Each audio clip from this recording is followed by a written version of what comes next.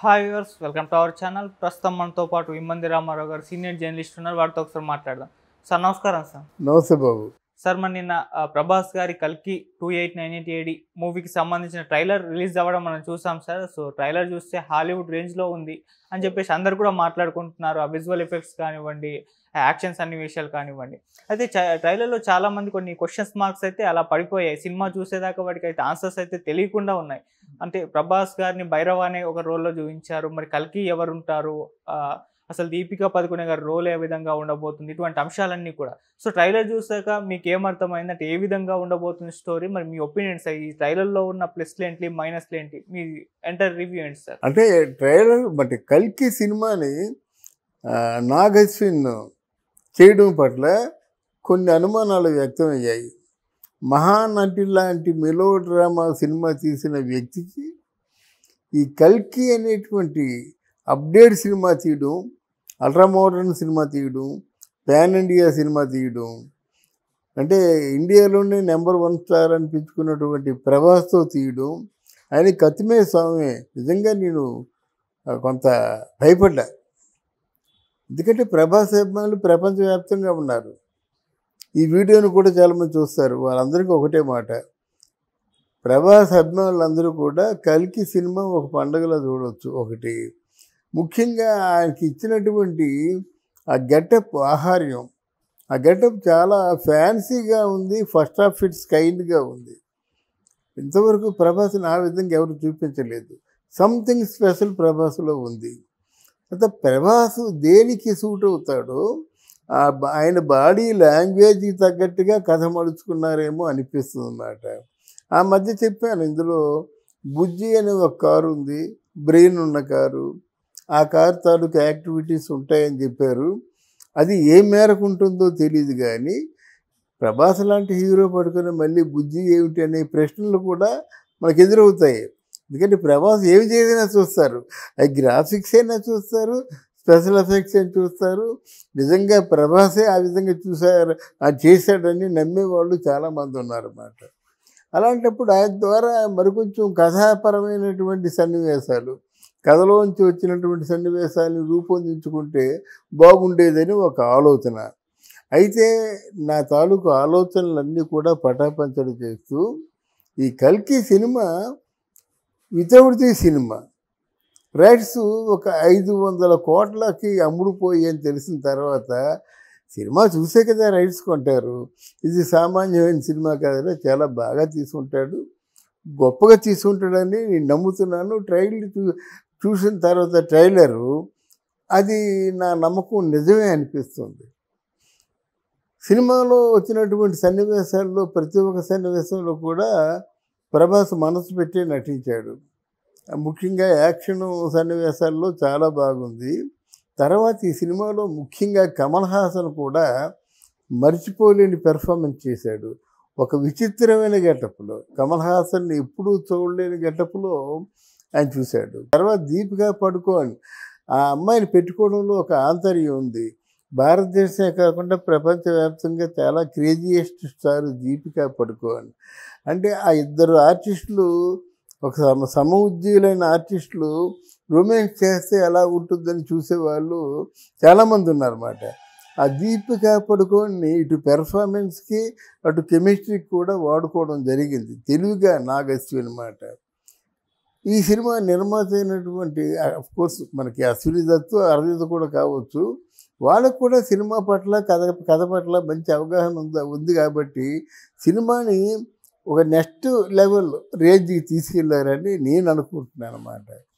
ఇప్పుడు రాజమౌళి ఫ్యామిలీ ఎలాగో అశ్విని దత్ ఫ్యామిలీలో కూడా అందరికీ సినిమా అంటే ఒక ఎడిక్షన్, సినిమా అంటే ఒక వ్యామోహం.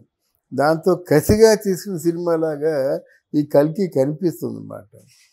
కనుక అన్ని విధాలుగా మనం ఏవైతే కోరుకుంటున్నామో షడ్రుచులు, విందు భోజనం లాగా ప్రభాస్ ఫ్యాన్స్కి ఈ మధ్య ఆకలితో ఉన్నారు. ఆకలితో ఉన్నటువంటి ప్రభాస్ ఫ్యాన్స్కి ఇది డెఫినెట్గా పెద్ద బఫెట్, కోరుకున్న బఫెట్. ఇంతవరకు ప్రభాస్ని చూడని బఫెట్. నీకు బాహుబలిలో ఉన్నట్టంటే విజువల్ వండర్ అన్నారు. ఇందులో యాక్టర్గా ప్రభాస్ని ఎలా ఉపయోగించుకోవాలో ఉపయోగించుకున్నాడు అనమాట. 6 అడుగుల పర్సనాలిటీ పైన ఉన్నటువంటి వ్యక్తిని ఎలాగ ఉపయోగించుకోవాలి అనేది జనం కేరింతలు కొట్టి చప్పట్లు కొట్టేలాగా నాగ్ అశ్విన్ తయారు చేసుకున్నాడు అనమాట. ఇది డెఫినెట్గా ప్రపంచవ్యాప్తంగా మంచి సినిమా అవుతుంది. డెఫినెట్గా మంచి సినిమా అవుతుంది. అయితే సార్ ఈ సినిమాకి సంబంధించిన ప్రమోషన్ అంటే ఇంత మంచి కంటెంట్ పెట్టుకున్నారు కదా, ఇంత బాగా ట్రైలర్ రిలీజ్ చేశారు, కాకపోతే పెద్ద రేంజ్లో ప్రమోషన్ చేయట్లేదు అన్న విషయం అయితే సోషల్ మీడియాలో వినిపిస్తుంది సార్. అంటే ఈ సినిమాకి తగ్గట్టు ప్రమోషన్ RRRకి మనం చూసాం ఏ రేంజ్లో చేస్తారు, అటువంటి ప్రమోషన్ ఇంకా రాలేదు. మరి ఎప్పుడు మొదలు పెడతారా, ఎప్పుడు ఈ సినిమాకి సంబంధించిన ఇన్ఫర్మేషన్ మొత్తం దేశవ్యాప్తంగా ప్రచారం చేస్తారని చెప్పేసి అందరు కూడా వెయిట్ చేస్తున్నారు. అంటే నువ్వు అడిగిన ప్రశ్న చాలా మంచి ప్రశ్న. ఇక్కడ రాజమౌళితో మనం ప్రమోషన్ కంపేర్ చేయకూడదు. రాజమౌళి సినిమా అంటే థియేటర్స్కి వెళ్తుంది అనేసరికి రాజమౌళి సినిమాని ప్రమోట్ చేయడం పెద్ద క్రెడిట్ అనుకొని ఈ సోషల్ మాధ్యమాలు వాళ్ళే కోరి ప్రమోట్ చేస్తుంటారు. ఆ రాజమౌళి సినిమా గురించి చెప్పుకోవడం పెద్ద ఫ్యాషన్ ఈరోజు. ఫ్రీగా ఉందన్నమాట. ఎక్కడికి వెళ్ళిపోయినా వాళ్ళ తాలూకు ఫ్యాన్స్ వీళ్ళందరూ దుబాయ్ వెళ్ళినా, సింగపూర్ వెళ్ళినా, కువైట్ వెళ్ళినా, ఎక్కడికి వెళ్ళినప్పుడు కూడా వాళ్ళు ఫ్యాన్స్ భారీ ఎత్తున నిర్వహించేటువంటి ప్రమోషన్స్ అవి. డబ్బుతో నిర్వహించాలంటే కష్టం కదా. ఇప్పుడు సపోజ్ అందరూ దుబాయ్ వెళ్ళాలి, ఎంత కష్టం అవుతుంది. అందరూ ఎక్కడికో వెళ్ళాలి, ఎంత కష్టం అవుతుంది. అదే రాజమౌళి అయినట్టయితే ప్రమోషన్స్కి డబ్బు ఖర్చు పెట్టవలసిన అవసరం అంతగా రాదు. తర్వాత ఏంటంటే రాజమౌళికి సినిమాని ఎలా ప్రమోట్ చేయాలో బాగా తెలుసు. సినిమా కథ అంతర్లీనంగా చెప్పకనే చెప్పి బ్రహ్మాండమైన కథ అనిపించుకుంటాడు. ఆ టాక్టిక్స్ వేరే వాళ్ళ దగ్గర లేవు. కానీ సినిమాలు బాగా చేశారు. సినిమాని జనంలో తీసుకెళ్ళాలి. సినిమాలో అన్ని భాషల వరకు కూడా పరిచయం చేయాలి. అంటే రాజమౌళి స్టైల్ ఆఫ్ ప్రమోషన్ వీళ్ళు కూడా తీసుకోవాలన్నమాట. ఎందుకు సినిమా తీసాం కదా, బాగుంది కదా, సినిమా మాట్లాడదు అనుకుంటే సినిమా ఈ రోజుల్లో మాట్లాడదు. మనమే మాట్లాడేలా చెయ్యాలి. అది ఆ విషయంలో నాగ్ అశ్విన్ కూడా చాలా జాగ్రత్త తీసుకోవాలి. సినిమా తీయడంతో కాదండి, సినిమా తీసిన తర్వాత what you are going to do with that cinema, అది ప్రేక్షకులు రీచ్ అయినట్టుగా మనం దానికి ప్రమోట్ చేయడం, సహకరించడం చేయాలి కదా.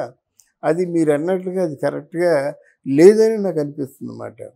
ఇప్పుడు 500 కోట్లలో మీకు 500 కోట్లు బిజినెస్ అయిపోయింది. మీ పెట్టుబడి వచ్చేసిన తర్వాత మీకేమి దృష్టిలో పెట్టుకొని క్యాలిక్యులేట్ చేసుకొని ఆ మార్జిన్ మనీలో కొంత మనీ ప్రమోషన్ కోసం ఉపయోగిస్తారని మనం కోరుకుందాం. అప్పుడు మీరు చెప్పినట్టుగా అలాగైనట్టయితే వీళ్ళిద్దరూ ఒకటి కాదు కదా. ఈయన చంద్రబాబు, ఆయన పవన్ కళ్యాణ్, వీళ్ళిద్దరూ ఒకటిగా ఉండాలి కదా. అదే మనం కోరుకుంటున్నాం కదా. శరీరాలు వేరైనా ఆలోచన ఒకటిగా ఉండి ఆంధ్రదేశాన్ని పరిరక్షిస్తారని మనం ఓట్లు వేసాము. ఇప్పుడు హోమ్ ఆయన దగ్గర ఉంచుకుంటే అది స్వార్థమే కదా. ఆర్థిక రెవెన్యూ, ఫైనాన్స్ అంతా ఆయన దగ్గర ఉంచుకోమని చెప్పని తప్పులేదు. హోమ్ అంటే అసలు ఆంధ్రప్రదేశ్ ఇంతగా నాశనం అయిపోయిందంటే దానికి కారణం లా అండ్ ఆర్డర్ సక్రమంగా లేక, ఇన్ని హత్యలు, మానభంగాలు, అత్యాచారాలు వీటన్నిటికీ కూడా కారణం 36,000 మంది కనిపించకుండా పోయారంటే హోమ్ కాదమ్మది. దాని మీద అంటే కట్టుదిట్టమైనటువంటి ఎడ్యుకేషన్ ఉండాలి, అంటే కార్యాచరణ ఉండాలన్నమాట. వినేసి ఊరుకున్న వాళ్ళు, పోలీస్ స్టేషన్లో పడుకున్న వాళ్ళు, గెస్ట్ హౌస్ల్లో పడుకున్న వాళ్ళు, గెస్ట్ హౌసుల నుంచి పంచాయతీ పెట్టేవాళ్ళు మనకు అవసరం లేదు. రోడ్డు ప్రజల్లోకి వెళ్ళిపోవాలి. ప్రజల్లో ఎన్ని ఇబ్బందులు పడుతున్నారో చూసుకోవాలి. ఈయన కొత్తగా ఉన్నాడు కాబట్టి ఆ ఇంట్రెస్ట్ ఈయనకు ఉంటుంది. తర్వాత ఇంకో సెంటిమెంట్ ఏంటంటే వాళ్ళ నాన్న కానిస్టేబుల్ కనుక కానిస్టేబుల్ కొడుకు హోమ్ మినిస్టర్ అయ్యాడంటే వాళ్ళకు కూడా ఒక చారిత్రాత్మకమైన ఘట్టం కదా.